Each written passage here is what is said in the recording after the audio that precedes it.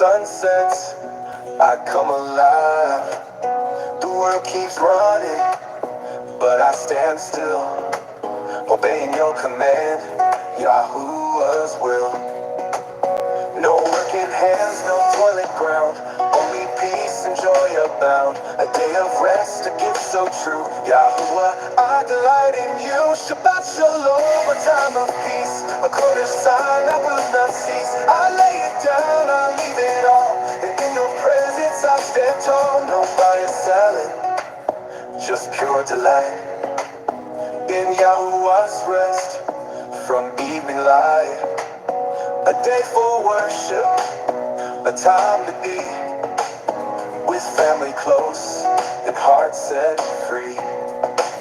I hear your voice in stillness deep. You call me close, my soul to keep. Your love surrounds, your spirit leads. You give me rest, you meet my needs. Set apart from worldly ways, I lift my voice in songs of praise. Your covenant forever stands. I trust, obey, and lift my hands. The work is done, the table set. Your Sabbath peace I won't forget. I breathe it in, I let it flow. A glimpse of what's to come, I know. Shabbat shalom, a time of peace, a Kodesh sign that will not cease. I lay it down, I leave it all, and in your presence I stand tall. From week to week, this truth remains, a day of joy and touched by chains. Oh Yahuwah, my King, my rest, in your Sabbath I am blessed.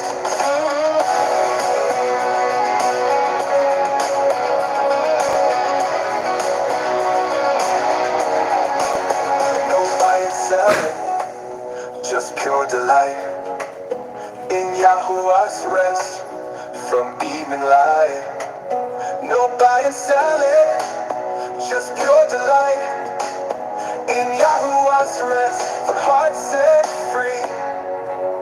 No buying, selling, just pure delight in Yahuwah's rest for hearts set free. No buying, selling, just pure delight in Yahuwah's rest for hearts set free. From week to week, this truth remains, a day of joy and touched by chains. Oh Yahuwah, my King, my rest, in your Sabbath I am blessed. Shabbat Shalom, family. My name is Jason. I'm Caden. I'm Jaden. I'm Nicole. I'm Eli. And we are the Yahuwah and the Torah YouTube channel. And we are also now on Spotify, and we're also on Apple something or the other, and we are all over the place. And so we would like to greet you guys to this little tiny setting that we have out in the middle of the jungle with our little round table that we're sitting here, just all dialed in comfy and hanging out with all of you guys. Now, for those who have never heard anything that we have ever done, we are the family that believes all of the scriptures, from the front of the book all the way to the very end of the book, including all of the Apocrypha. We believe that the first 5 books of scriptures is called the Torah. We also don't have any other books outside of regular scriptures. We like to keep to Deuteronomy 4:2, which says, do not add to and do not take away from the Torah. And so when we have these commands that say do not add and do not take away from the Torah, we don't celebrate a Shabbat on a Sunday. We celebrate it on a 7th day, like our Creator has told us to celebrate it. We don't think that all food has been made clean, because that's not actually in any kind of scriptures that are legitimate. We also don't call upon the name of God. We call upon the name of Yahuwah. And that is who we are. We love the Holy Scriptures. We love the Word of our Creator. As we have been told, we try to write it on our hearts, minds, and souls to the very best of our abilities. And do we fall? Yes, we fall quite a bit. We are a woolly, wild family, and we are in a very depraved time of generation at the end, what I believe is the end of times. And when you read books such as 2nd Ezra and the Book of Enoch, it is very, very clear that we are in an age where there's just not a lot of people that keep Torah. Now, there's a lot of big Torah channels, and you know what you will always find is weird doctrine. strange doctrine that, it's different than what the scriptures have. And so we try to interpret the scriptures for what the scriptures say. And when you read the Torah, it's not complex. It's not really a mystery as to what we're supposed to do. There's about 158 or so commands that we can all keep in today's generations. And the first thing that anybody will ever tell you guys is you guys are coming out of the pagan set of whatever religion it is. They'll laugh and scoff and go, "Oh, do you sacrifice animals too?" And that's just ignorance talking. It's programming talking. It's what they've heard all their lives.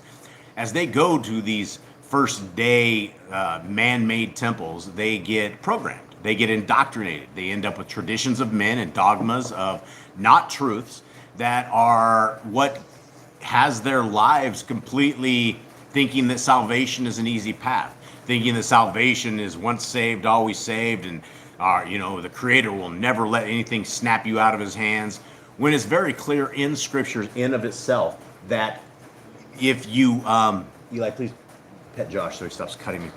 Inside of Scriptures in of itself, it is very, very clear that the covenant path of our Creator starts with Torah. It starts with obeying and being in obedience with our Creator. And it's a good path. It's a good life. It will absolutely, without a shadow of a doubt, benefit you, your family, your lives, everything in your world. So with that, guys, good morning to you. Much love to you. Kate, will you please open us up in prayer? Mercy Father, come before you as a united family, looking for your Torah, looking for your ways, looking for your Shabbat. And as we enter into the rest today, we ask that your Ruach is upon us. We ask that Ruach is upon our eyes to see the words that you have spoken to your servants to write out, which you have spoken to your people. And we ask that we are able to see the truth for what it is. We are able to be unblinded by the lies of this world, and that you are with us through everything. We thank you for your Son. We thank you for your prophets. We thank you for your Torah. We thank you for all in His name. Amen. Yep. And so to respond to Jeremy, yeah, we're definitely on earlier today because we're in a tropical rainforest down here, and it is this time of year is what they call winter. And winter doesn't drop below probably about 65 degrees when it's the coldest, maybe a little bit colder, but not much after that. And it's still, it's probably like 85 degrees right now, 84, would be my guess. It's hot. But that's what we call winter down here. But why they call it winter is because from usually about noon to about midnight on most days, it is dumping gallons and gallons and gallons of water. Like these jungles will absolutely suck up the water, and it will turn everything completely green. And so, yeah, we had to swap it up an hour. And so this will be our new time, and it looks like we're going to have clear for takeoff on this particular reading because it looks nice out there. And so we shouldn't get hampered with the storms that we got nailed with last week, as they should come a little bit later. So let us get into this. Jade, will you please bless not bless, but Shema our brothers and sisters, and it is a blessing as well. What you're about to hear right here, if you write this on your heart, mind, and soul, if you don't get anything else out of this today except for just this particular part, that's a great start. Jade. Hear, O Israel, Yahuwah our Elohim, Yahuwah is one. And you shall love Yahuwah your Elohim with all your heart, and with all your being, and with all your might. And these words I am commanding you today shall be in your heart, and you shall impress them upon your children, and shall speak of them when you sit in your house, and when you walk by the way, and when you lie down, and when you rise up. And shall bind them as a sign on your hand, and they shall be as fronts between your eyes, and you shall write them on the doorposts of your house and on your gates. Beautiful. Now, what you guys are looking at right here is you are looking at the Yah Scriptures free app. This entire application that we are using, if you have any kind of Google device at all, it's absolutely free of charge. All 103 books and the Torah commands, which we are about to go over right here, are in this. You can go to the Google Play Store and type in 2 words, YAH, second word Scriptures, and we are the very first one that comes up there. You'll see our little logo for this. And I am investigating, and will be investigating in the next couple of days, getting this over into an Apple format. So we should be able to get this free of charge out to absolutely every format, hopefully very soon. So we will see exactly How long that will take, I do not know. But again, these are free scriptures. And so if you guys are looking for scriptures, you don't have any, and you're looking for digital versions, they're all free. You can go to yahscriptures.com, and under the downloads, there's the eSword modules, which a lot of people love. There's the PDFs. And there's also this same Google Play that you don't have to go to the Google Play Store to get. You can get this app right there. So, all right, let us get into this. And the Grand says she's enjoying 2nd Ezra. Yes, I am too. For those who do not know what we're talking about, during the week, one of the biggest, largest readings that I have ever done by myself. In fact, I beat Shabbat messages simply by reading 2nd Ezra. And we are deep into that book. And for anybody that's never read 2nd Ezra, it is a beauty. It is just a beautiful thing that explains to us exactly what happens from the moment that we die. Be good, be bad, whatever it is. And what's interesting, though, is I've been reading on Shabbats, I've been reading the book of Enoch. And I think we're going to go into the book of Enoch after we get through 2nd Ezra. And it's a lot. It's the same. It says, I felt like I was kind of reading 2nd Ezra as I was reading some of the books of Enoch. And so there's a lot of things that are very close. There's a lot of things that, the thing about scriptures is, from the front of the book to the back of the book, it's the exact same theme. If you will obey the laws, the statutes, and the commandments of our Creator, He will be our Elohim, and we will be considered His people. Now, that is a beautiful promise from the Creator of the universe, because a lot of us have had parents that have failed us miserably. I can't say that I have not failed my kids miserably. At the end of the day, that's what parents do. We try the very best that we can, but we're living, especially those of us that come from a pagan world, that come out of Babylon, that come out of the Babylonian system. A lot of us didn't raise our children right. And a lot of us have, our kids have grown up and they've gone to the other side and they've gone into these religious systems, and it's like almost feels impossible about ever trying to get them back out of that. But this is some of the beautiful things about our Creator, is that He loves us very, very much, and He will never let us down, unlike we have let our kids down, just like our parents have let us down. So before that, let us get into these beautiful, beautiful readings here. Do you want to say hi to everybody first? Yeah, say hi. You didn't say that. Yeah, that's why I'm here. All right, so we have Joanna, we have Sarah and William, Candy and Ruby, and we have Simone, a new name, so welcome to you. Yahuwah, remove our stony hearts. Scott Freeman, Obi Lyons, Chris, Jeremy and Callan, The Grand, Merca Silver Patriot, Mama CA, and I think that's everybody. If I missed anybody, I apologize. Yeah, and there'll be, people wonder, people always wonder all day for the next couple of days into this particular thing. So greetings to everybody, whenever it is that you listen into this.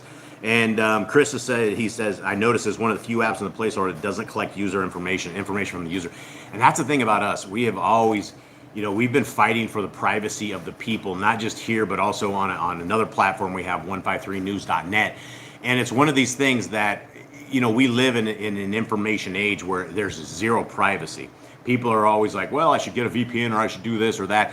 There is no privacy anymore, guys. Every government, every user agency, everybody wants to know who you are, what you're doing. And even back in the days when I was working at Google, they had giant clusters of data collection units, and it was a very nefarious thing. And one of the main reasons that I did quit working at Google is because I wasn't going to be involved in this, right? When I was hired into Google, the motto was "Don't be evil." And I'm like, wow, this is great. I'm going to be a part of history. And, inside of the years that I was there, I discovered some very nefarious stuff. And, they always said that they're gathering all this data so that they can have the ultimate way to serve their ads. And so that's one thing about Yah Scriptures. We don't care who you are, where you're at. We don't collect any kind of information. There's nothing there. You don't need the internet to even run it. You can download it, and it will always be on any digital device.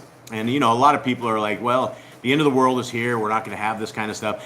Guys, this is a control system grid. They're not going to drop the internet for anybody, right? Imagine that if they turn the TVs off, all this programming, the television program, you'd have all these people start blinking and looking out their doors and looking at the real life and not being lied to about everything. And so If you have any device, even old devices, this works on them, and you guys can put this on there and read from it. It's what it's meant for. We're supposed to write all of these words, all these laws on our heart, mind, and soul, and it's supposed to be something in our lives. And so this is a gift from the creator of the universe to all of you guys that are out there.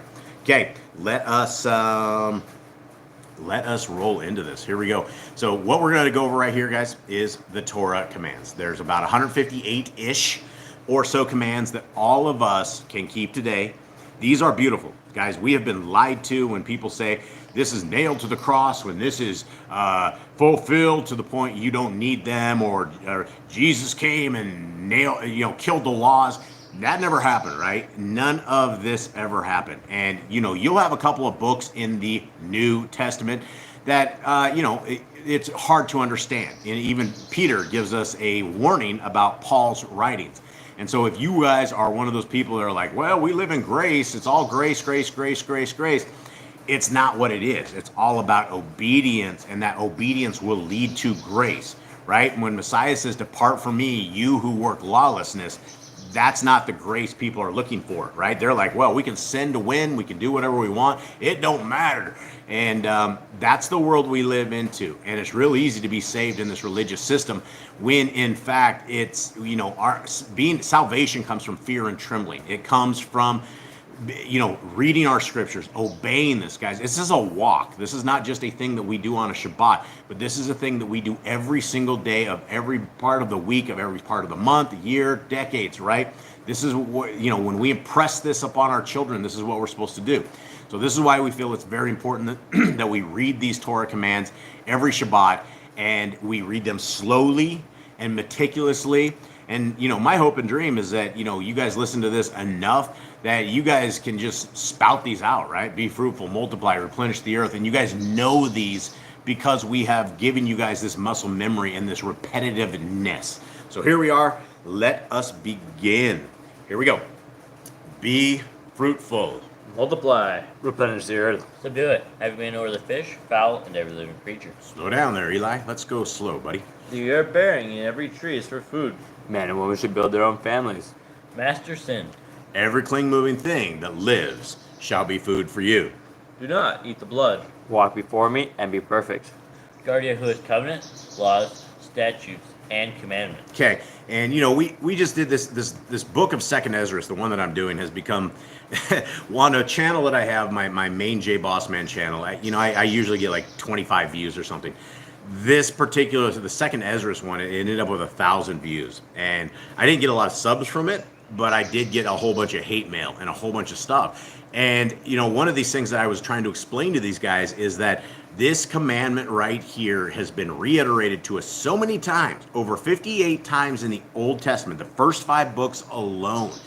Guard the covenant, laws, statutes, and commandments. Guys, this is a huge, huge thing. We would have not been told this many times unless it was a life or death situation. And the opposite of guarding the laws, covenants, statutes, and commandments is to nail them to the cross, right? All of these religious systems, you cannot find me a single religious system, not even the Seventh-day Adventists. They brought that up. Some Seventh-day Adventists was bringing that up, and they're like, we keep the laws. They attempt to keep one law, which is the Shabbat law, but the rest of them, they're not written on their hearts, minds, and souls. These are so important for us and our families and our lives and our defense against the will and the killing spree of Hasatan, that we can't walk through these dark world without knowing these and applying them to our lives in such a statute that they become a defensive system. Continuing on. Every male shall be circumcised at 8 days old. Teach your children the commands and guard the way of Yahuwah. Remember Yahuwah's name for all generations. Keep the Passover, Pesach. Keep the feast of unleavened bread, the festival of matzah. There is one Torah for the stranger and the Hebrew. Sanctify all firstborn to Yahuwah. There are no mighty ones before Yahuwah. You shall not make graven images. Do not bring Yahuwah's name to naught. Keep the Shabbat. Honor your parents. Do not kill. Do not break wedlock. Do not steal. Do not make false accusations against your neighbor. Do not covet anything of your neighbor's. Do not make an altar from rock that a tool has touched. Do not go up to the altar by the steps. If a man steals cattle, he shall restore it 5 times. Yahuwah's laws for criminals. Do not lie with beasts. No sacrifices to other Elohim. Do not oppress the stranger, fatherless, or widow. Do not charge your brother interest. If you borrow your neighbor's raiment, return it to him before sunset. Do not curse the ruler of your people. Do not eat what is torn of any beast. All right, now I want to go into this one a little bit quickly. This is one of these commands, and what my example or my story on this doesn't really have anything to do with this, but there's only one state in the United States of America that has a law against cannibalism, and that state is actually Idaho. And the reason I am bringing this up is because most of these new school farmers that are out there, it was years ago that what they allowed fertilizing by the basically corpses, right? Like even human corpses can get spread out as fertilizer. As the human body breaks down into it, what they use with that is they have put that into fertilizer.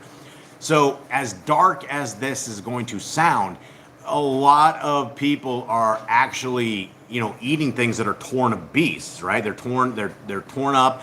And we are in such a perverse, sick world that it's very hard to try to find things that the Satanists haven't consumed and the Satanists haven't done. A lot of that has to go with a lot of the organic pills and things that you get, like magnesium and various things like this.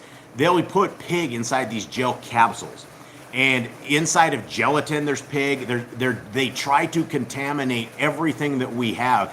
And the reason for all of these laws is not for we can be sad, we're not getting this sweet salty taste, or we're not doing this. It's for our health.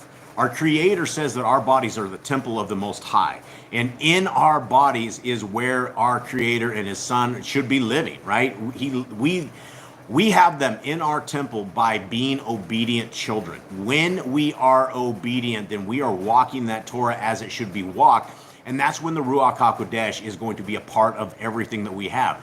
And so, guys, be very, very, very careful where you're eating, what you're eating, all of this kind of stuff, because it just seems like the darkness is just getting much, much darker, and the food is completely contaminated. And, they got guys like RFK Jr., he comes out there, and one hand he's like, oh, yeah, you should jam this into you, and the other hand he's like, oh, we should need to take the red dyes out. And yes, they should have taken the red dyes out about 30 or 40 years ago, because I've said this before.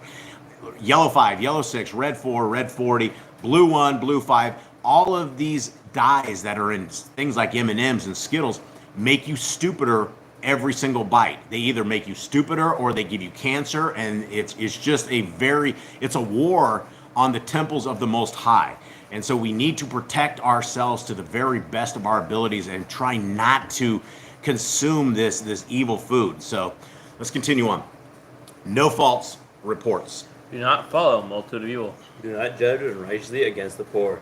Bring back your enemy's cattle if you find it going astray. Help the animals of your enemy. Stay away from rumors and gossipers. Take no bribes. Do not oppress a stranger. Love the stranger. Give your land rest in the 7th year. Do not mention any pagan names. Keep the feast of Yahuwah. Do not cook your goat in his mother's milk. Obey the messenger Yahuwah sends before you. Do not bow down to other Elohim. Serve Yahuwah. Make no covenant with other Elohim or outsiders of the land. Do not make or use anointing oil on a normal person. Do not make or use perfume on a normal person. Do not eat the fat. Do what you say you are going to do. Return what is your neighbor's. Obey Yahuwah's dietary laws. So let's look into this real quick, right? When we're looking at dietary laws, we have the basics, right? There's things that we are to eat and things we are not to eat. See, when you are in this religious system, you think that everything is food. But we have Leviticus 11, and that entire chapter will give you exactly what we can eat and what we can't. Gents, what can we eat? Turkey, cow, Come on, guys. Chicken. turkey, yep, deer. I think bison too. Goat. Lamb. What else? Fruits, vegetables. What kind of fish can we eat? Ones with scales and fins. Fins. And what don't we eat? Shrimp, pork, Rhinoceros. yeah, vultures. horse. Most birds you don't eat. Yeah. Rhinoceros is really specific. Rhinoceros. Hey, it is specific. Well, I mean, it's part of this stuff, right? Who's eating the rhinos? I'm sure there's people eating the rhinos. Hippos. Hippos. Dogs and cats. Dog and cats, we don't eat these things. And when you look at how these animals that we're not supposed to eat, how they process their food, it's very, very clear. Chickens are one of these things that they kind of eat rocks. They will eat some rocks and grind them up in their stomachs. You have cows that have multiple stomachs. They chew the cud. The things that we can eat process food in a different way. Pigs do not sweat like normal animals. They have enormous amounts of bacteria. They have all these worms. They have all these diseases. They have all this bacteria. And then you have all of these pious, prideful people that are like, oh, I'm just going to bless the food and I'm going to eat this nasty pig.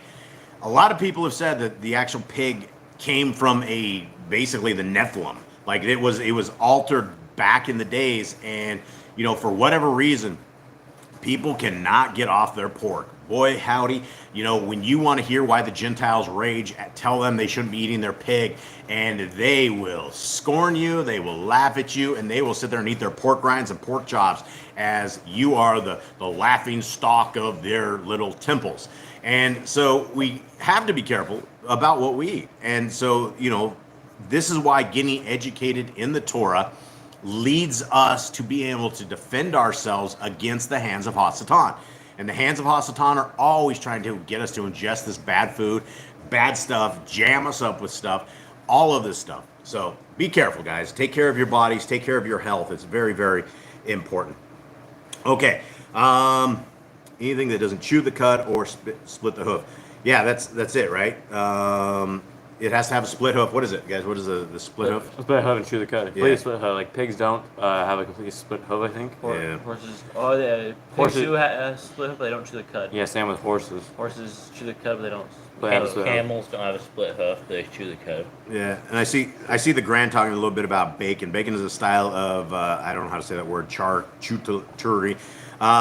What we do know of when bacon, you're actually cooking the bacon, it's carcinogenic, right? It is the black stuff and all the stuff in the pan, at the bottom of the pan. It may taste just great. You may love your BLTs, but this is dangerous for you, right? And a good parent is going to try to get their kids not to do things that hurt them. This is why our Creator, Yahuwah Most High, Elohim, Supreme Commander of the world, who has built everything, knows how things are built. He knows what works good in us. And guys, the cancers are on the rise. Man, in the last couple of years, we have seen turbo cancers that will wipe somebody out in 3 weeks, right? They just get diagnosed and they're dead in 3 weeks. And for those with eyes to see and ears to hear, we know exactly what happened and why it is what it is. But for the rest of the world, everyone's like, oh man, what's going on? Everyone's getting sick and dying. Okay, continuing on. Women's stay away from them. Let them have peace. Obey Yahuwah's hygiene laws. Keep the Day of Atonement. Yom HaKippurim. Do not uncover the nakedness of your family. Do not take your woman's sister for a wife. Do not lie with a woman or her uncleanness. You shall not sacrifice your children to Bullock. Do not be a sodomite. Be Kodesh. Do not reap the glory. You shall not glean your vineyard. Do not deal falsely or defraud your neighbor. Do not lie or be a liar. Pay your workers for the day's wage they are due. Do not harm the disabled. Do not endanger your neighbor. Do not hate your brother. Rebuke your neighbor for his sin. Love your neighbor as yourself. Look at these things real quick, guys. Look at these last three, right? Do not hate your brother. Rebuke your neighbor for his sin. Love your neighbor as yourself, right? We're in such a strange world that people are like, oh, you must be a Jew.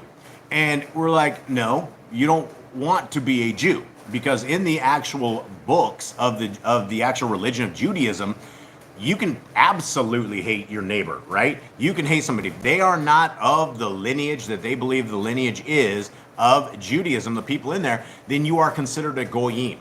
That means you are a dog, less than a dog, in fact. And you can do all sorts, you can harm them, you can do all sorts of terrible things to them, and it makes no difference because that is your religion. Now, when you look at just the Torah in of itself, there's all these things, right? Love your neighbor as yourself. You know, when Messiah was at the well with the Samaritan woman, that was somebody who was not of the same bloodline. When she was sitting there saying, why are you asking water from me? That's the thing, is she was asking those questions because of all of these Sanhedrin, all of these extracurricular books and all of this extracurricular oral Torah documents that labels somebody as evil. Now imagine if Messiah would have said, you know what, get away from me, you filthy dog, or labeled them as those do in Judaism. That entire village of Samaria, they were looking to a Messiah. Their lives changed on that day. Everything changed because of this, right? If we don't love the people around us, how are we ever supposed to be fishing for men? How are we ever supposed to find people and show them the true path forward? And it's not like we can say, oh, you're a garbage feeder, you're terrible, you're disgusting, right? We have all come from the pagan ways. Most of us have. I don't know of anybody that was actually raised in Torah that I've ever met, but we have all come from our very filthy Gentile ways, and we were terrible people. Had somehow we had not been awoken, sometimes by people that would be patient with us and love us, and that's the hard thing, right?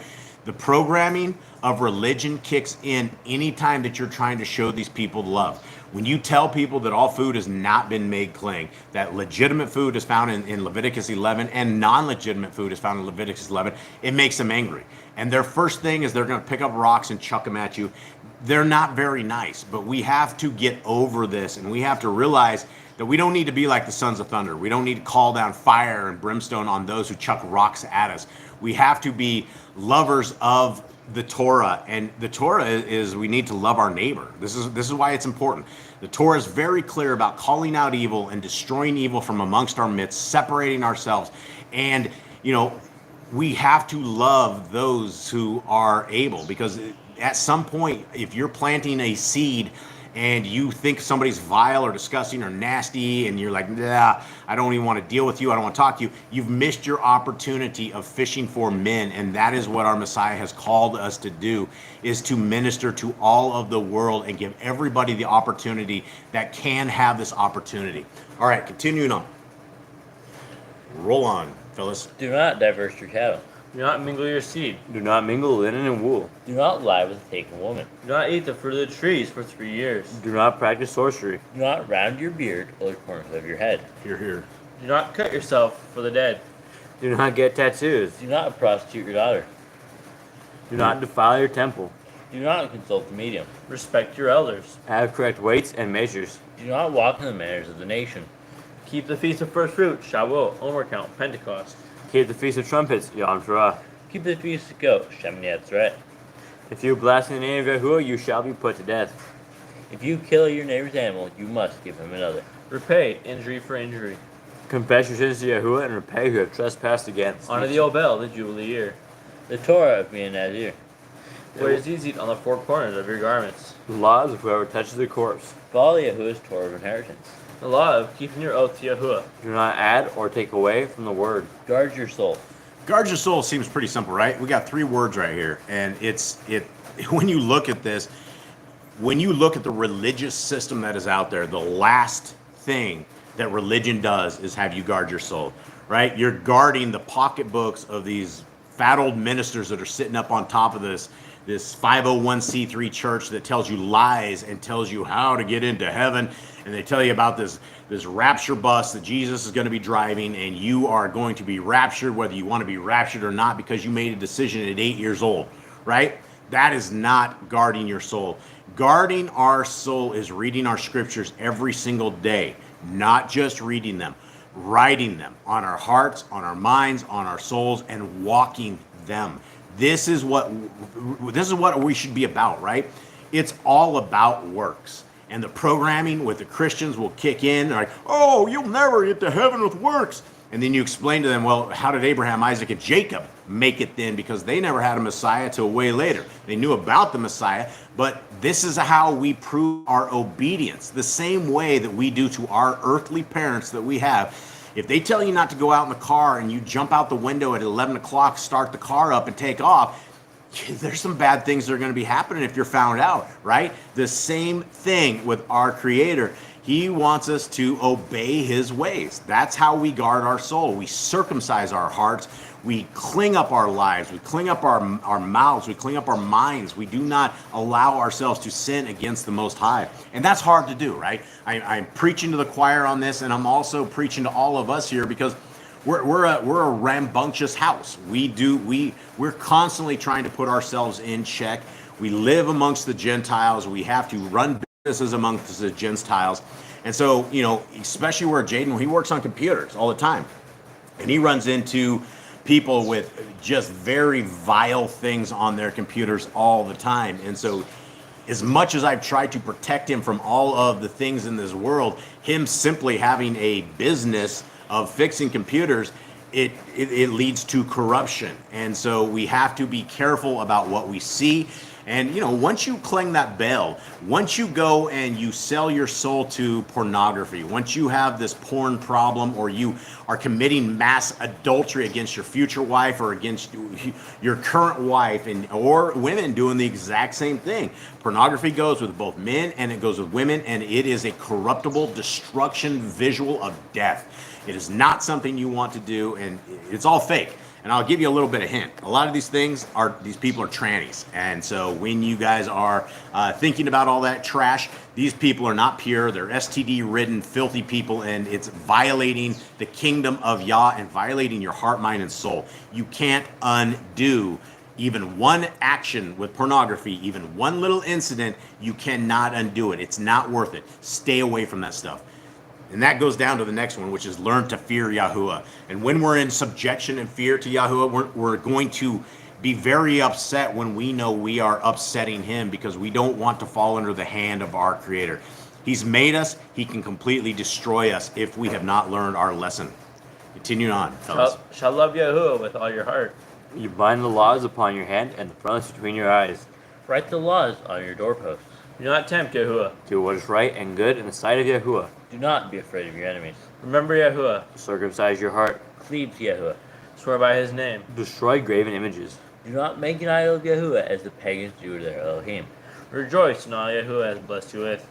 Do not do what is right in your own eyes. Do not hearken the words of the false prophets. Do not make any baldness between your eyes for the dead.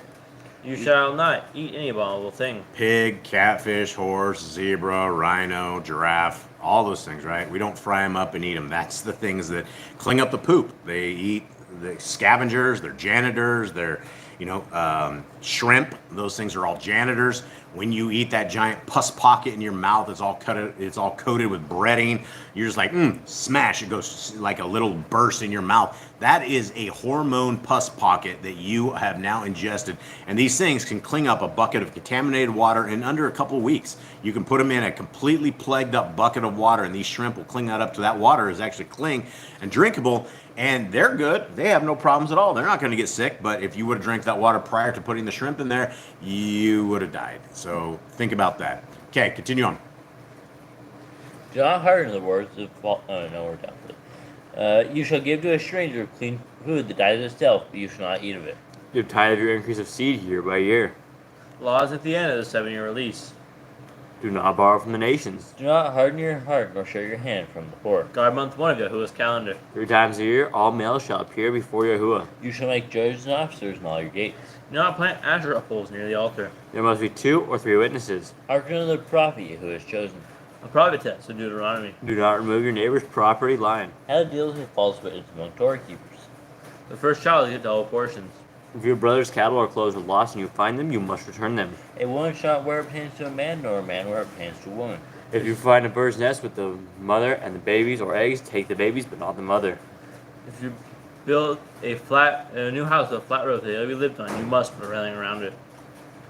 Do not be a prostitute. Do not use dirty money. Law of divorce. Do not take a person's millstone for a pledge. If you lend to your brother, do not enter his house to get your payment. He must bring it to you. Return his clothing before sunset, if that was his pledge. Do not oppress a hired servant that is poor and needy. Every man shall be put to death for his own sin. Do not go back to the forgotten sheep in the field. Leave for the stranger, fatherless, and widow. Do not muzzle your ox when he treads out grain. If your brother dies and has no child, you shall take his wife and name the firstborn after your brother. At the end of 7 years, you are to read the Torah at the Feast of Sukkot, the Feast of Tabernacles. All right, so there we go, guys. That is the beautiful laws, statutes, and commandments that we have been given, and these things are current. You have a lot of people that are like, these are outdated. They're not outdated. The only thing that's outdated is the people that think they're dead, right? There's ones that are like, oh, the laws are dead. You're outdated. You are on the wrong side of history. You are on the wrong side of the kingdom when you don't love these words. It's blasphemy, right? When you say the laws of our Creator are dead or gone, that is complete blasphemy. And it's ridiculousness, because then you can go, oh, I can go hurt my neighbor. I can drink blood. I can eat the fat. I can just do horrible, horrible things because you have no moral guide and no moral compass. All right, guys, we are into the book of Numbers. One of you guys give me a breakdown, please. All right, so in the last couple chapters, we have the children of Israel. They're going up against Moab. They're getting ready to go into the land. And Balak, he is the king of Moab. He calls down a sorcerer, Bilam. He also was in the days of Egypt when Moses freed the people. He was one of the sorcerers there. He is a magician. He has black magic. And he was called to Balak to come curse Israel. And he says, I can only do what Yahuwah tells me to do. He obeys Yahuwah now at this point. Still has black magic, but he listens to what Yahuwah has to say. So he went and disobeyed Yahuwah, went on a certain way. When he wasn't supposed to go, his donkey started stopping. And he kept beating his donkey wouldn't stop stopping. So Yahuwah opens his eyes and they see an angel with a flaming sword. And he says, if you would have come any closer, I would have killed you. Your donkey saved your life. And the donkey started talking, and Balaam was pretty freaked out about the whole thing. And then Balak went to Bilam. They actually met up, and then he created altars, started doing sacrifices to their Elohim, to their mighty ones. Yeah. And he keeps telling, Balaam, please curse these people. He goes, I can only do what Yahuwah wants me to do. And he goes, I will only do it. So he's like, fine, don't curse them or bless them. And again, he reminds him he must do what Yahuwah tells him to do. So he blessed Israel. Yeah. All right, Mr. Brown says, thanks, everyone. A huge thanks to Jason and all involved with the Yah Scriptures. I love it. I've been glued to my hands for weeks on end reading Khalidi today. Yeah, all glory goes to Yahuwah, right? There's zero way that us, Boss Clan, could have made it through what we did, how we did it, without the power of Yah to be able to do this. We came under massive affliction doing this stuff, and hadn't Yah not saved us over and over and over, I'm telling you, there are so many miracles during the presentation of putting this together that this is the hand of the Most High, and there have been 10, 20, 30,000 downloads of the digital versions of this stuff, places that have never ever been. And it is something that is absolutely beautiful. And the Book of Khalidi is absolutely a beautiful book. It's definitely an inspired book. Every time that we read it, it helps us become better members of the kingdom to come. And that's what it's about, right? It's about walking like our Messiah walked, learning what he knew. And, he was the Torah made flesh. He was with his Father before creation was ever made. And we know that from the Apocrypha that the Torah was made long, long ago, right? It was something that is just something Messiah probably grew up with himself in the other realms, so he knew this well. And this is why he is the most looked forward president of our new establishment, hopefully in the kingdom to come, if we all make it, because it's going to be amazing to be in a government that is so much different than the crappy governments that we all are under right now. Okay, let us roll into this. Daughter of Abraham has a question. Yeah. Are there any scriptures that explain why Job was afflicted outside of the book of Job? Now, the book of Job is one of these books that is older than most of the other books that we know of. It was written very, very long ago. We don't know why Job was afflicted. We know that there is, when you're talking about the power of our Creator and the pride of Hasatan, we know that Hasatan has been tempting society and humans from the very beginning. He hates those who love the Torah, and we know from the book of Job that he loved the Torah. And this is something that a lot of people can't grasp, is that his entire life was destroyed. His family was destroyed. All of this was done in a mere test, right? Will this guy curse the name of Yahuwah, or will he continue on? And there's a lot to be said. We don't know a lot about Job's family. We don't know if they were righteous people. We don't know what the exact, we don't know a lot of things. And that's the thing about scriptures is we only get little pieces of it. We get, how many words was there in the Yah Scriptures? Like, was it 4 million, somewhere around there? I would say 3 million. Something. There's when we got done with the Yah Scriptures, there was about 3 million or 4 million words. I can't remember exactly what it was. But that's the amount of words that we went over and over and over and over again. And even in those 3 or 4 million words, there's a lot of things we don't know. We don't know why things happen. We don't know the situations leading up to this. But as we are all living this world right now and the situations that we are all recording, right, and everything we're doing is being recorded in the DVRs of the Shamayim, something that we will stand before our Creator naked as we're being judged, and everything negative, all the bad, all the good, it's going to be played back for us, and we're either going to be extremely embarrassed or we're going to be happy that we had a clean heart, mind, and soul. So we don't know a lot about it, and so no, the answer is no. We don't know, but we can just kind of guess. And to be under the hand of that kind of affliction and to be able to walk through it, that is amazing, right? And so a lot of things don't make sense. A lot of things won't make sense to us. A lot of times we'll say, hey man, that isn't fair. This isn't fair at all. Why did all these people die? And you could see the bitter end, even the bitter end. Job's wife, she was just like, just constantly, she's like, just curse God and die. And it is what it is. So, Another question, was Job the same Job mentioned in Jasher? Do we remember this? Yeah, that was time he was like in Egypt, when he like counseled against Israel. We don't. It says Eov. We don't know. We don't know if it's the same one. Yeah, we don't know. Yeah, so exactly. It could have been. He might have done that time period, but we don't know. Yeah, and the judge says the testament of Job exists and explains it all. I have not seen that. I haven't even seen that in the Apocrypha. I'd like to see that and read that. I have not seen that out there. So if you can email that to us, I would appreciate it. The judge, stick my email in there, will you, please, Mystical, if you have a link for this. Some people say because what he feared gave the legal ground. What are your thoughts? I don't know. I guess you'd have to read the other piece of that. Maybe if the judge sends this over to me, I can read it and have a little bit more insight. It's just that it's a really short book, and I mean, there's when you're reading the book of Job, it seems like there should be a tremendous amount more. Some of the things that we get out of the book of Job is things like Leviathan and Behemoth and the actual, what these things are made of. And when you look at all of scriptures and you have the other times that Behemoth and Leviathan are mentioned in that, a lot of things make sense, right? It all comes together as one big story. So I don't have an answer to that, guys. So, okay, let's roll. And yeah, the judge, you're free to explain that in there, and we'll read it as we're working through this. Okay, here we are, guys. Numbers 24. And when Bilam saw that it pleased Yahuwah to Baruch Yisrael, he did not go, as at other times, to seek to use sorcery, but he put his face toward the wilderness. And Bilam lifted up his eyes and saw Yisrael encamped according to their tribes, and the Ruach of Elohim came upon him. And he took up his proverb and said, the saying of Bilam, son of Beor, and the saying of the man whose eyes are open, the saying of him who hears the words of El, who sees the vision of El Shaddai, who falls down with eyes opened wide. How good are your tents, O Jacob, your dwellings, O Yisrael?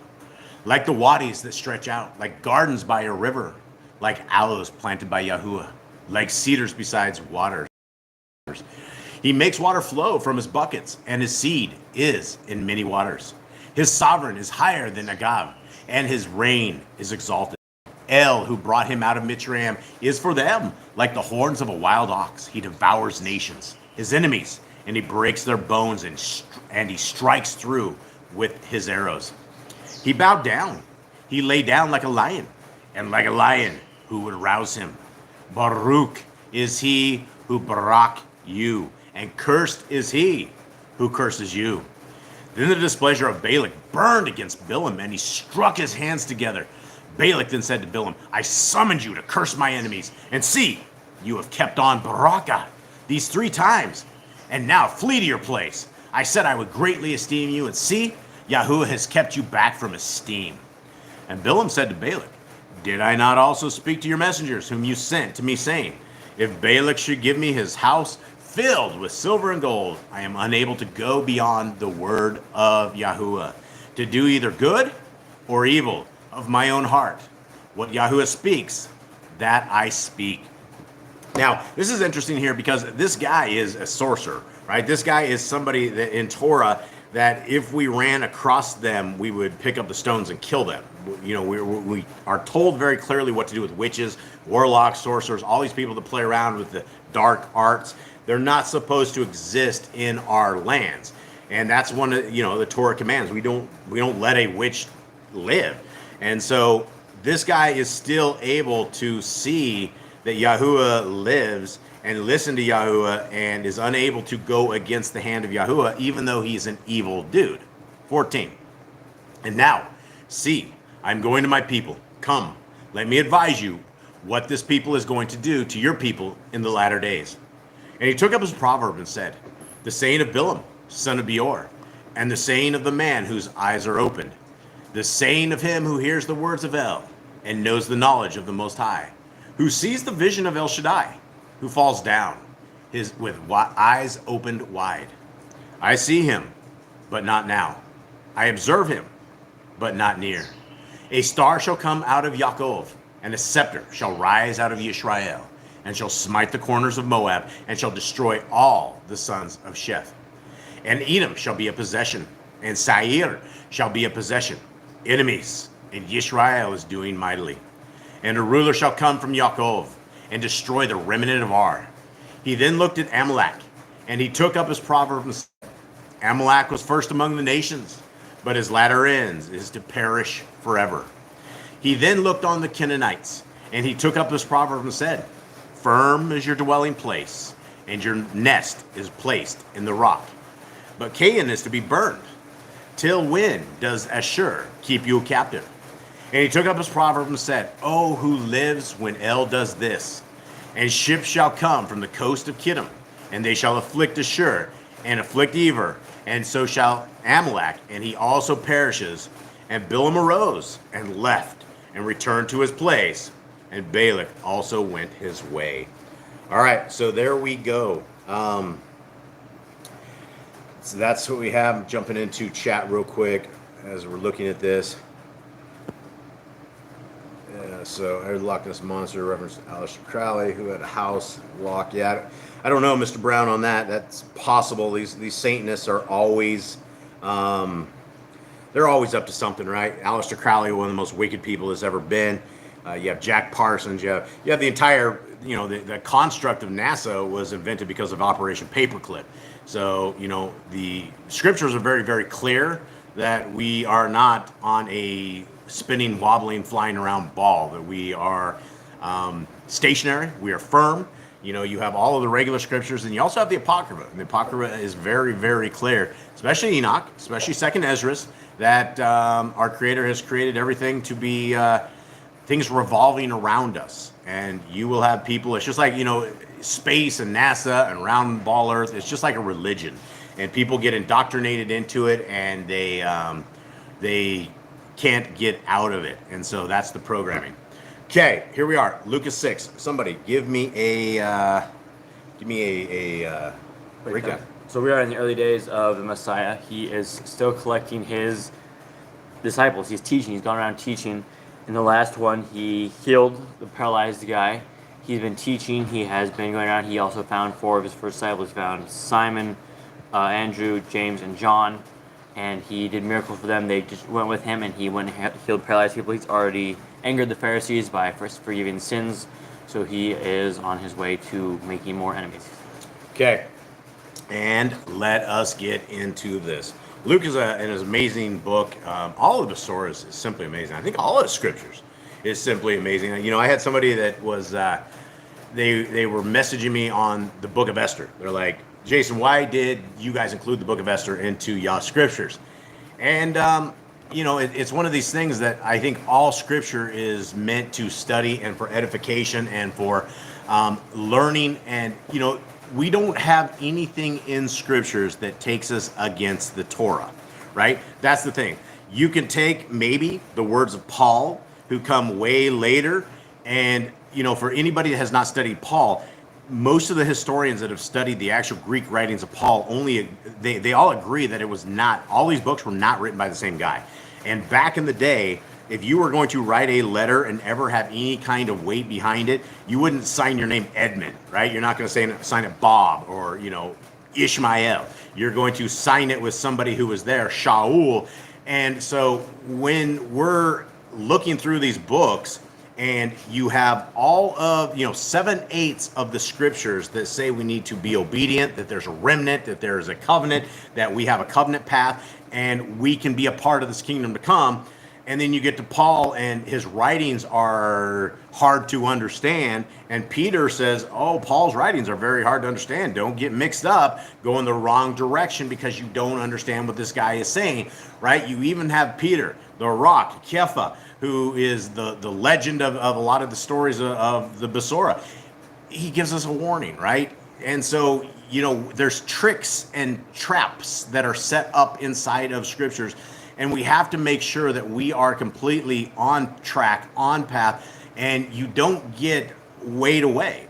And the first thing any Christian is going to tell you is Paul said, right? Paul said. It's a joke that we have around here because they have said it 1,000 times to us on all this. Well, Paul said this. Well, Paul said that. And you're like, well, Elohim said for all generations, all peoples, all races, all creeds, all. There's one Torah for whoever wants to join into the kingdom path.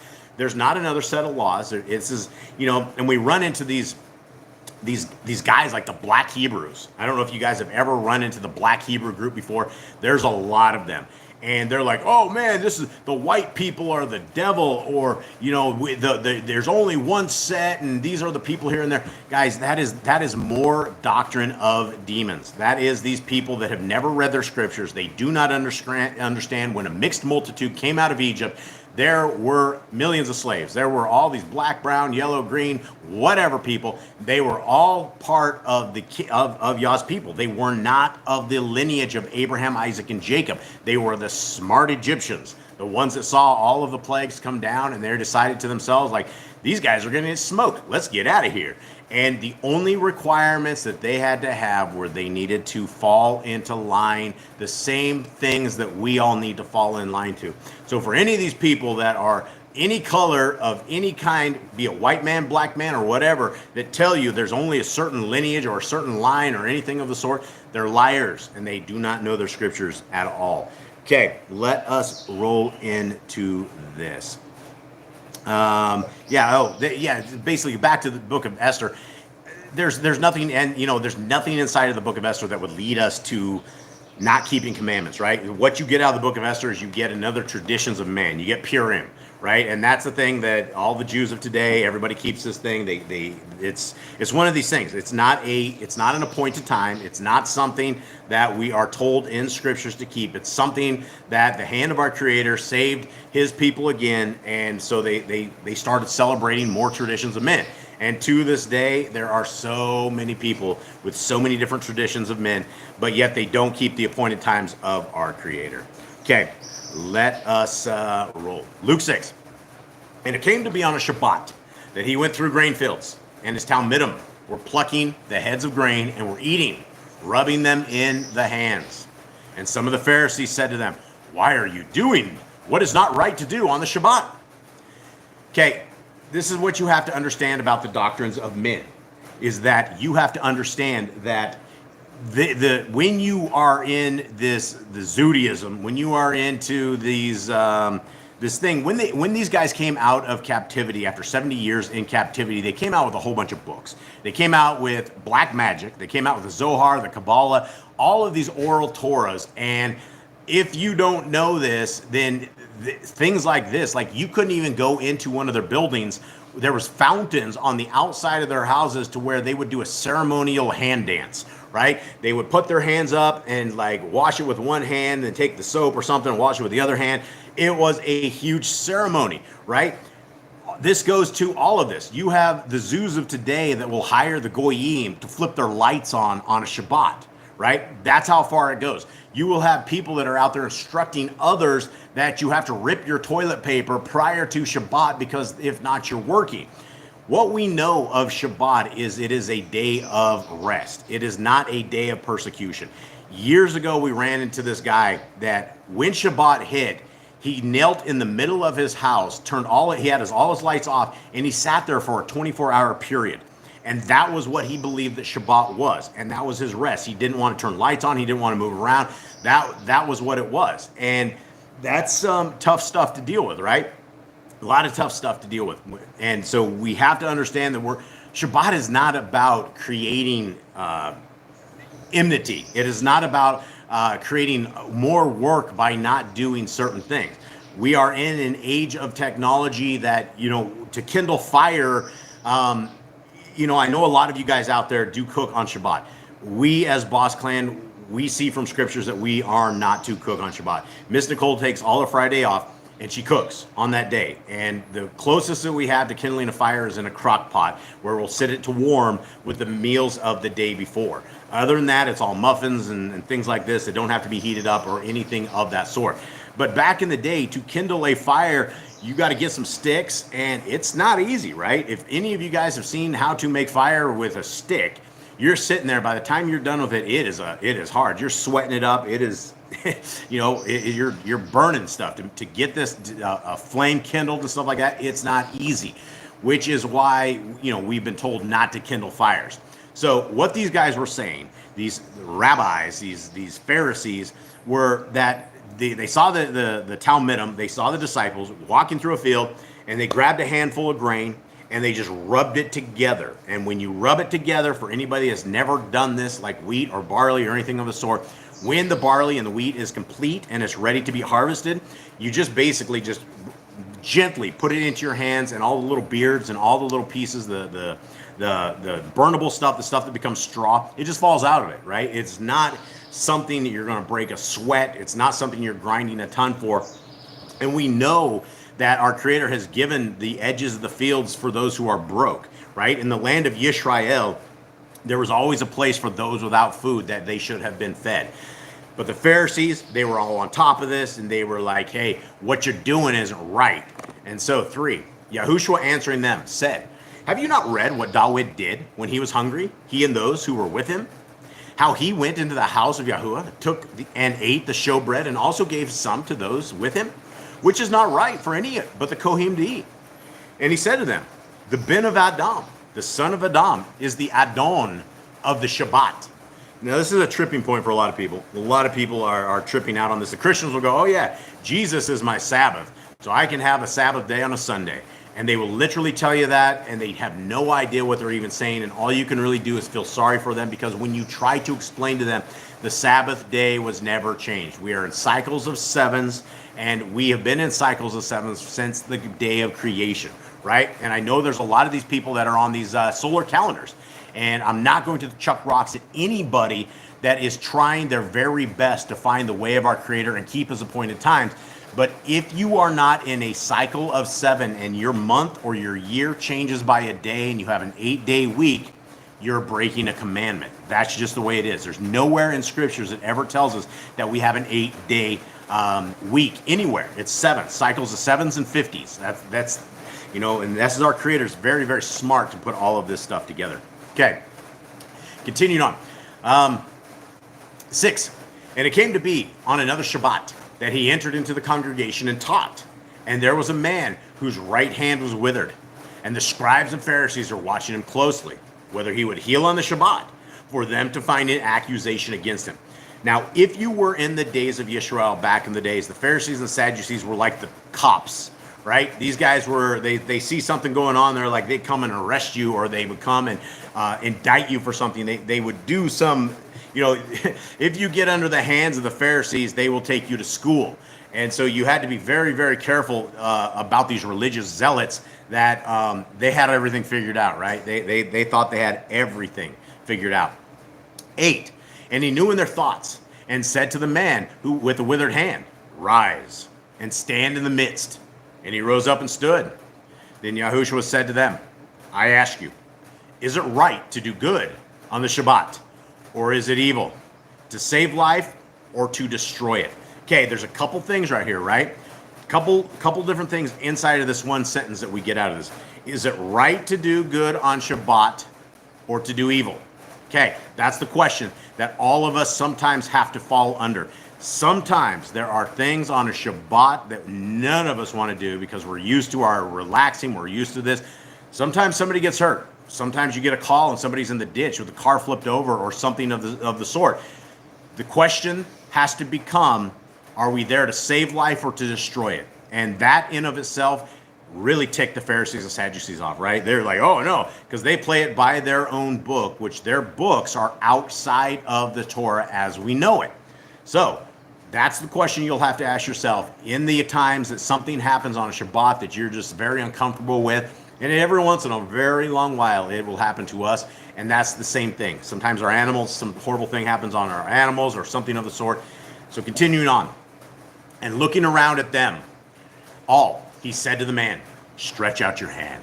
And he did so. And his hand was restored, sound as the other. Did you have something? I was just going to say that Yahuwah Remove Our Stony Hearts said that her son has autism and still has to take care of him. She tries not to do as much, though. And so then Joanna told her, it's good to do good on a Shabbat, Yeah. is taking care of your son. Absolutely. You know, the Torah command that we have that do not harm the disabled, and there's a lot of Torah commands, loving our neighbors, loving, taking care of our family. It's absolutely better to take care of people that are unable to fully take care of themselves. You're not going to get cursed. You're not going to do it. Messiah very, very clearly said this. And when we look at this, is it better to do good or to do evil? To save a life or to ruin it? And so those are all things that we absolutely need to take into account. And so I would find no guilt in taking care of your son that needs help, obviously. Okay, continue on. Anyone else? Okay. 11, right? 11. But they were filled with folly. We're talking about the Pharisees, and were speaking with one another what they should do to Yahushua. The cops are after him, right? And in those days it came to be that he went out to the mountain to pray and was spending the night in prayer to Yahuwah. Okay, this is one of these verses that those who are stuck in the Trinity, they just can't figure out, right? This is a mystery right here.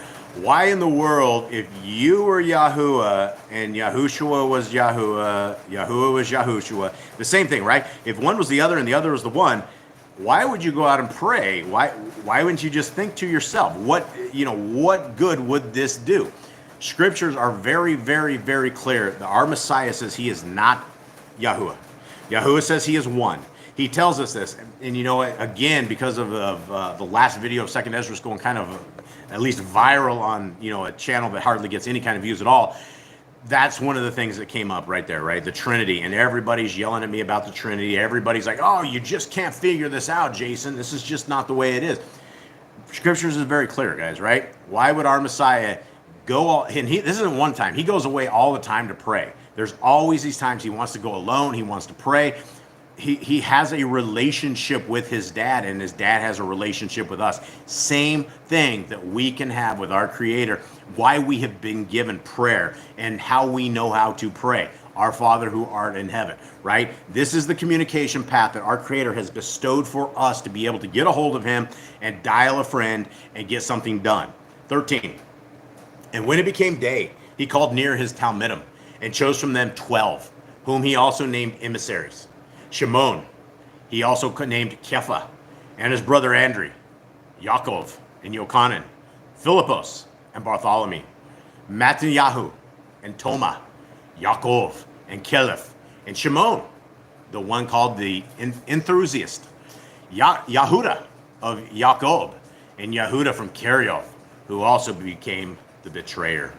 And coming down with him, he stood on a level place with a crowd of his Talmidim and a great number of people from all Yahuda and Jerusalem and from the coast country of Zor and Zidon, who came to hear him and to be healed of all of their diseases. And those who were troubled with unclean spirits, and they were healed. And all the crowd were seeking to touch him, for power went out from him in healing them all. And he, lifting up his eyes toward his Talmidim, said, Baruch are the poor, blessed are the poor, because yours is the reign of Elohim. Now, for a lot of us out there, this is really good news, right? A lot of us are just dirt poor. It doesn't matter. We can't even get 2 nickels to rub together. And when we do get 2 nickels to rub together, and the tax man comes and takes it, or the power bill comes and takes it, and it seems like we're just living on the edge. which is not a bad thing, right? Because one thing about money is money corrupts people. It doesn't. I've seen it over and over. I've seen it in these so-called Torah-based groups. I see it when you go into these places, and the very first thing you see at the very top of this is donate. Donate to me. And when you go to their website and it clearly says, your donation is a blessing to me. Wait a second, right? Who are we? Are we Levites? Are we supposed to be sitting here sucking down the money of the Torah-based community, right? What we have is a message that has been given to us absolutely free of charge. If you had to pay for this message, I'm really, really sorry, because the word has always been free. And those of us who are truly out for the people, you won't find a donation. You won't find any way to donate to Boss Clan. It doesn't exist. We could have made a lot of money over the years, and we're not going to do that, right? That's ridiculous. You know, you would fall under another kind of judgment. Just doing this, it's not right. And so I know most every single Torah-based group does this. I don't know. I don't think you can do it with Jeremy. I think Jeremy has it, so you can't do it. But beyond that, everybody else is trying to donate. Donate here, donate there. And I just find it evil. I find it hampering the truth. Because when you're in this for money, then your word and what you say is not going to be true, because you're going to be worried about who you're offending. And for those who've been around our channel, you guys know that we offend pretty much everyone equally. Okay, here we are. 19, everyone? Yep. And all the crowd were seeking to touch him, for power went out from him and healing them all. No.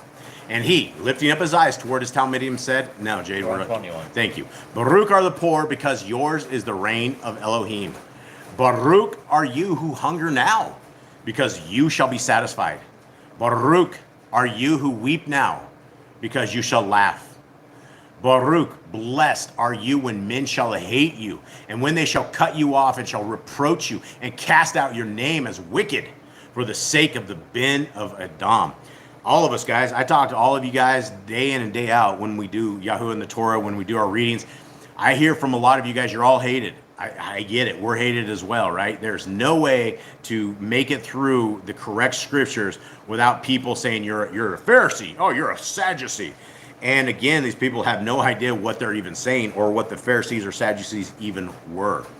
But Messiah says, rejoice in that day and leap for joy, for look, your reward is great in the Shamayim, for that is how their fathers treated the Nevi'im, the prophets, right? This is it. The words of our Messiah. When we are hated, when people scoff at us, when they pick up the rocks and chuck them at us, and we take the rocking well, then that is what it's about. Now, if we pick up the rocks and chuck them back, then we're not doing as good as we should. But understand that this is the test of this life. Messiah told us they would hate us. They hate him. They hated him. And still to this day, you have all these people that do things in the name of Jesus, right? Oh, we love Jesus. We love Jesus, as they're eating their pork, as they're doing all these unclean things, as they have no doctrine. They have no morals. They have their Christianity. And that word doesn't even exist in scriptures. Christianity, it is not something that exists in the scriptures as it is. Neither does church. There's no such thing. So all these people that are building all of these big churches and every religion out there, getting you to come in and sending their plates down the aisle as you sit there and toss all your money into them. Demons, doctrines of demons, and they're just making themselves rich on your back as they lie to you. And all of the truth is in these scriptures alone. Well, you said that. She wants to know, remove the stony hearts. Is tithe supposed to go to the Levites?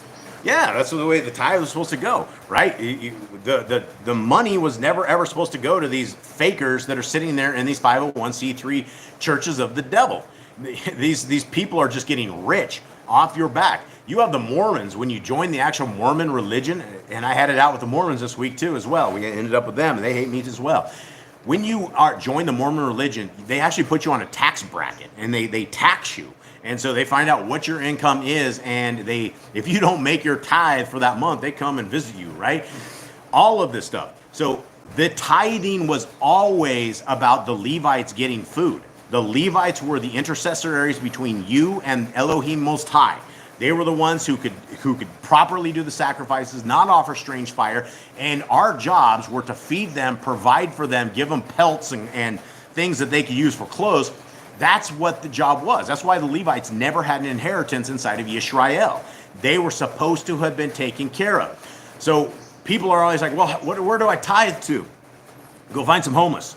Go find some people in need. Go find some real orphans. Go find some people that you can truly change their lives and help them out. Buy them a bag of rice. Buy them something that's good, right? You can buy a bag of rice for like $2 or $3, and that will feed a family for weeks, right? Rice goes a very, very long way. There's a tremendous amount of stuff. Tithe by giving back to the people, and as you give these people love, these people are going to wonder who you are and why you're doing this, which opens up the floodgates of you guys being able to minister to them, to be able to tell them about the Torah, to tell them about the kingdom walk, and to let them know that they're loved. Because that's what this is all about, right? We're supposed to love our neighbors as ourselves.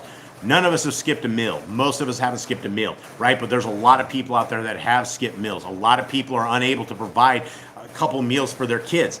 These are all the things that we can do that, we're not holding on to this mammon and, hoarding it till the end of times, right? We're not going to be able to take it with us, right? The credit card that we have for the Shamayim is the testing land that we have done and all of the love that we have bestowed and the obedience that we have done. That's how we establish credit in the kingdom to come. We can't take it with us, so you might as well burn it here and give it to those who need it. Continuing on. Anyone? Where am I at? You are on 24. Messiah's words. But woe to you who are rich. Wow, there it is right there. Because you are receiving comfort. Woe to you who have been filled, because you shall hunger. This is just kind of weird because I was just talking about this, and here we are. Woe to you who are laughing now, because you shall mourn and weep. According to the book of 2nd Ezra, that is so true, right? It is a bad time. From the moment you take your last breath and you go to accounting, it's bad news. Very, very, very bad news. If you are not in the kingdom path, if you are not an obedient child of the Most High, it's bad news. It's over. You're not going to be laughing then.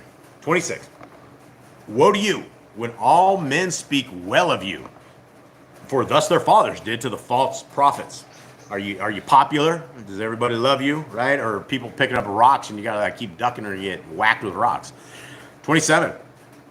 But I say to you who are hearing, love your enemies. Do good to those hating you. Okay, why is this? Why does our Messiah say this, right? Because sometimes your enemies will not always be your enemies. Most of the time they will. Most of the time they want your demise. Most of the time they want you to fall. But sometimes, based upon the goodness of your heart and showing them you're not going to fall to their evil ways, they may wonder, why do you do what you do? What's your doctrine? Tell us about why you don't hate me when I've done evil to you. Right? There's always an opportunity to take our enemies and make them our friends and make them our family. And we know that people who are family are those who are Torah obedient, those who love the ways of our Creator. That's our family. So there's a lot of fishing out there for a lot of us. So we do good to those hating you. Barak, bless those cursing you and pray for those insulting you. Very clearly, the scriptures say revenge is our Elohim's. And he will do things in his way. We may not get the satisfaction. And there's the book of Enoch and the book of 2nd Ezra. There's a big section there. And both those guys are like, why do the evil people prosper? Why is it that all of the people who hate you are doing really, really good? You look at the Christian religion, and most of the people in Christian religions are extremely wealthy. Like, especially Mormons, especially all of these people.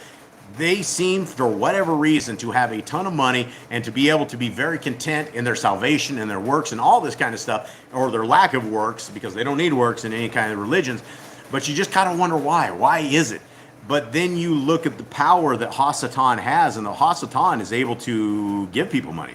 He's able to make people whatever he wants to make them, right? All the Satanists that sell their souls for music and money and movies, all this stuff, it's the devil that is doing this to them, and he has power on these lands. And so if people are rich and content and think their lives are going good and that they are on the way to the rapture bus, then they're not going to be looking in scriptures. They're not going to be wondering if there's more. They're not going to be seeking obedience and diligence and keeping their hearts circumcised and their temples clean and their minds clean and their families away from great destruction. Continuing on. And give to everyone who asks of you, and from him who takes away what is yours, do not ask it back. And as you desire men should do to you, you also do to them in the same way. Do unto others as you want to do unto you. What did I miss? I think you missed 29. Did I miss 29? All right. Let's go back to 29. And to him who hits you, yeah, I did. I didn't like that one. No, I'm just kidding. And to him who hits you on the one cheek, offer the other also. This might be a little truth here, right? And from him who takes away your outer garment, do not withhold the inner garment either. Now, a lot of people are, I've had this question come up over the years. You're out there, you're walking with your son. Some dude comes and cracks you across the skull and wants your wallet, and he's about to crack your kids. He's about to do something else to you. Do you offer up their cheeks? What do you do, right? And a lot of people will just take these verses and they don't understand a lot of things, because Messiah says at the beginning of his mission, of his ministry, that don't take anything on your trip. Don't worry about it. The people will provide it for you. But later in his ministry, he says, those who do not have a sword. This is not a verse to get beat and have your family raped and pillaged right in front of you, right? It's something that this is not what this means, right? There's situations where people will hit you with fists, they'll hit you with slaps, they'll hit you with jibes, they'll hit you with evil, and you ignore it, right? You turn the other cheek. There's also times you absolutely defend yourself and your family, and you don't cower in the ways of things such as this. So I want to make sure everyone's good with this. And give to everyone who asks of you. And from him who takes away what is yours, do not ask it back.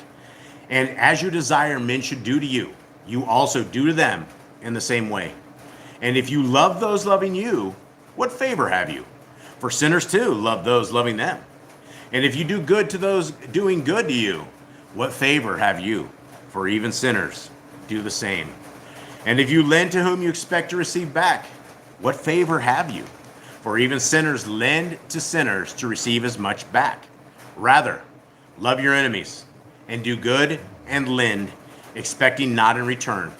And your reward shall be great, and you shall be sons of the Most High, because he is kind to the thankless and wicked ones. Therefore be compassionate, as your Father also is compassionate. And do not judge, and you do not judge, and you shall not be judged at all. Condemn not, and you shall not be condemned at all. Forgive, and you shall be forgiven. Now, this is a Christian verse, right? You bring this up to the Christians, you're like, hey, you guys shouldn't be eating pork. They're like, oh, no, judge not, Jason. You want to judge me? Well, look at you. And they will look at Paul's writing, right? Paul's like, oh, don't let anyone judge you on the day you worship or what you eat or any of this sort, without understanding that Paul was actually probably writing to people that had gone away from cannibalism. Right? And then all the people in the village are like, why aren't you eating little Bobby tonight? And they're like, well, we're keeping the Torah now. And Paul's like, judge not. Don't worry about what they're saying to you, right? Don't worry about their cannibalism and things like that. We don't know the rest of the scriptures. But this is not to let evil go away, right? This is why I'm always at the heels of those who are afflicting Torah keepers. This is why I get into a lot of conflicts all the time, because our Torah tells us, do not let evil continue on. We are to be the people that try to stomp out the evil. We separate ourselves. We go against the flow in a lot of these things. There's a lot of things to be doing. When we are in Torah, we judge by the Torah. That's how we know what to judge by. But those who are lawless, those who do not have a Torah at all, the first thing they'll go like, oh, judge not. You can't judge us. So continuing on, 38. Give, and it shall be given to you. A good measure, pressed down and shaken together and running over, shall be in your lap. Shall be put into your lap. For with the same measure with which you measure, it shall be measured back to you. Big stuff, right? When we're dealing with hypocrisy, there is a tremendous amount of hypocrisy in this world. And when we are looking at one people through the eyes of the Torah and one through the eyes of the world, and we do something, but yet, we're just a bunch of hypocrites, we have to make sure that it's all together. Like, the Torah must be the bottom line of how we live, how we operate, everything that we do. Continuing on, 39. And he spoke a parable to them. Is a blind able to lead a blind? Shall they not both fall into a pit? A Talmud, a disciple, is not above his teacher, but everyone perfected shall be like his teacher. And why do you see the splinter in your brother's eye, but are not aware of the plank in your own eye? Or how are you able to say to your brother, Brother, let me take out the splinter that is in your eye, not seeking the plank in your own eye? Hypocrite! First take the plank out of your own eye, and then you shall see clearly to take out the splinter that is in your brother's eye. For a good tree does not yield rotten fruit, nor does a rotten tree yield good fruit. For each tree is known by its own fruit. For they do not gather figs from thorns, nor do they gather grapes from a bramble bush. The good man brings forth what is good out of the good treasure of his heart, and the wicked man brings forth what is wicked out of the wicked treasure of his heart. For out of the overflow of the heart, his mouth speaks. Okay, this is a big piece of this, right? We know that there's an axe laid to the bottom of every tree that does not produce good fruit. What is good fruit? Good fruit is the measure of the Torah that we are walking out. It's not the hypocrisy of the Sadducees and Pharisees that kept one way and one statute, but yet they were continually doing the things that Messiah was always talking about, finding the best seats in the house, thinking that their money was better than the little widow who threw in her little itty bitty tiny mites. All of these things, right? It is very, very clear when the people are like, well, all food has been made clean. That has zero to do with anything that is in that scriptures. It has not to do with food, but it has to do with what comes out of your mouth is what the effects of your heart are. And when we have I talk about it, we reference it a lot, the gym time, right? You have that little tiny light right next to you, and you pull it on, and you say these rude and lewd and crude jokes. Everyone laughs, and it's all funny, all this kind of stuff, right? We're a bunch of boys around here, right? We are constantly trying to check ourselves at the door because it's easy to fall into a place of lewdness, of crudeness, of defiling our temple and being evil in the sight of our Creator. And one thing I'm always telling everybody in this house is, are you going to be doing what you're doing when Messiah is sitting right next to you? And everyone always has a very solemn no. And so if that is the case, why are we doing what we are doing? Because we are not examples of the kingdom, right? We're not doing things the right way. 46, continue on. Hold on, real quick. I'm getting dry here, talking like a sieve here. 46. But why do you call me Adonai, Adonai, and do not do what I say? Everyone who is coming to me and is hearing my words and is doing them, I shall show you whom he is like. He is like a man building a house who dug deep and laid a foundation on the rock. And when a flood came, the stream burst against that house, but was unable to shake it, for it was founded on the rock. But the one hearing and not doing is like a man who built a house on the earth without a foundation, against which the stream burst, and immediately it fell. And the ruin of that house was great. All right, so guys, that is an amazing chapter. You know, what Messiah says is we need to build all of our houses on the rocks, right? We don't want to be those people with a bad foundation. And that's the one thing about Torah. Torah is the cement in the sand and the rock. Without the Torah, you have sand and you have rock, but you have no binding agent. You have no way to make this completely strong, right? Try to build your house on the sand. Try to build it with just rock without any kind of cement. See what happens, right? If there's no kind of binding matter to keep your house up, regardless of what you're doing, it's going to fall. And this is why, if you have not read the Torah, the first 5 books of scriptures, at least 5 times slowly as an instructional guide from our Creator to you, you're doing yourself a disservice. You're doing yourself a spiritual disservice that you're not going to be able to discern between evil and good. You're not going to know what to do when evil comes your way. And when we have the Torah written on our heart, mind, and soul, when we have embedded it and pressed it into our children, then our children are going to be tested. And I told you guys all the story about Jaden and the larger gal that was trying to seduce him with all this crazy evil and all this kind of stuff. And we had a lot of conversations between you and I out there, all of us that are out there on these channels over this. A lot of you guys were very, very impressed with this. I was impressed with it, right? I was actually able to get to watch it go down from across the room and just kind of see what kind of madness is going on. And so that's all the hand of our Creator, right? That has nothing to do with me. I'm just an old Gentile from the old ways that has come into Torah. But had we not built my family on this rock, on this foundation of the Torah, and we know that we don't do things like that, right? We don't want to make our kids adulterers. We don't want to make them filthy, vile, and corrupted right out of the gate. We wouldn't know that if we didn't have the Torah, right? We just wouldn't know that. So guys, build your lives on the Torah, build your ways on Scriptures, and much love to all of you guys. All right, what do we got in chat real quick? Anything? I don't think so. Okay. Let me read up real quick, guys. The large gal, yes, she was, definitely. Okay, all right, guys. We got nothing but love for you. We just mad love. Thank you to being part of Yah's kingdom. Thank you for being Torah keepers. Thank you for being obedient to our Creator. I truly hope that we can all party it up in the Shamaim, right? When we are there, we can dance and we can sing and we can praise our Creator for giving us a way forward as we watch the rest of the world go to destruction. All right, Jade, will you please bless our brothers and sisters? Yahuwah barak you and guard you. Yahuwah make his face shine upon you and show favor to you. Yahuwah lift his face upon you and give you peace. All right, so much love to everybody out there. Greets to Mr. Brown and Frank and to anybody. Scott Freeman's in the house too. If we didn't shout you out, Candy, much love to you. You guys are all family. We really, really appreciate you. Who? I did. You got everybody? Well, Candy and Ruby. Did you get Mr. Brown and Frank? No, they came in later. Well, there we go. Much love to you guys. Much love to y'all.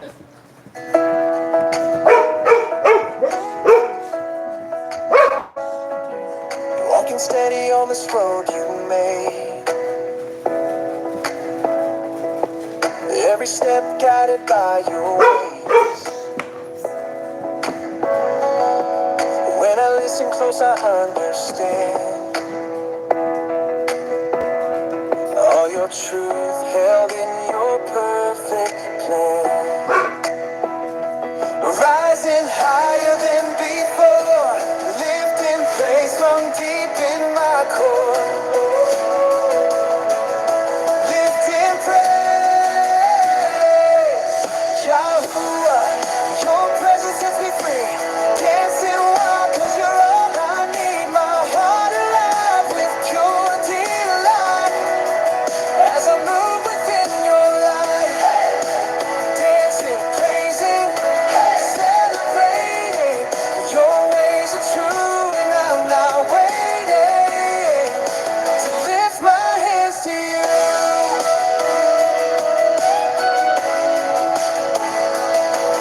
In the morning when I rise to pray, in the evening as I end each day, every word you speak becomes my song, teaching me where I belong.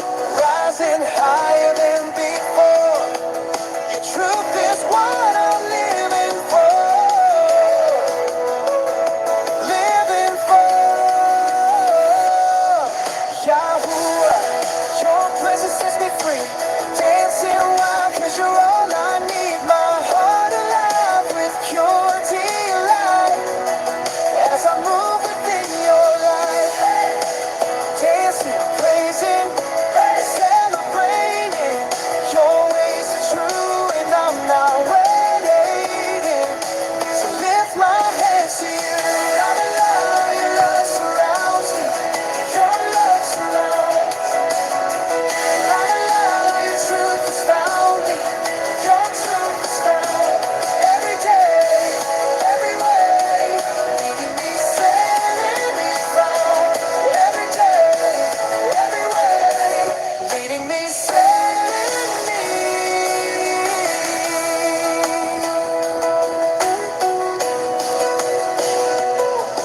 Yahuwah, your presence sets me free.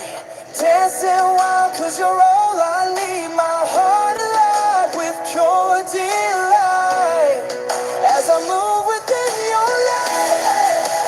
Dancing, praising, celebrating. Your ways are true and I'm not waiting to lift my hands to you.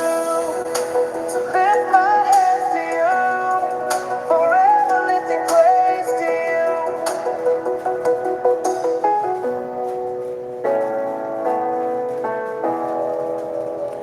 All right, everybody, may Yahuwah bless you and guard you. May his face shine upon you and show favor to you. May Yah lift up his face upon you and give you peace. Much love from all